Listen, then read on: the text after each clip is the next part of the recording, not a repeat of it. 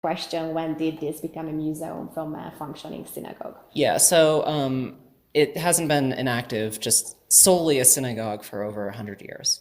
As I was telling her, we see the last service, I think it's 1914, so it's been a long time. And what happened in between then and it becoming a museum, or the restoration finishing, which was in 2008, it had a lot of different purposes. It was actually owned by the church across the street at one point. Okay, that's an irony. Yeah, it housed their not priest, but whatever they vicar, something like that. It was an apartment building at one point. Actually, prior to being returned to use as a synagogue, it was an apartment building. Wow. It was an automobile repair shop at one point.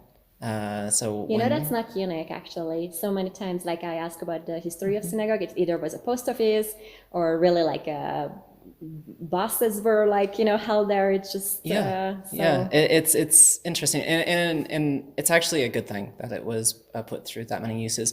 For example, the Orthodox synagogue, which is no longer standing, it was not purpose-built space synagogue. It was actually a Christian church. They just purchased it and repurposed it.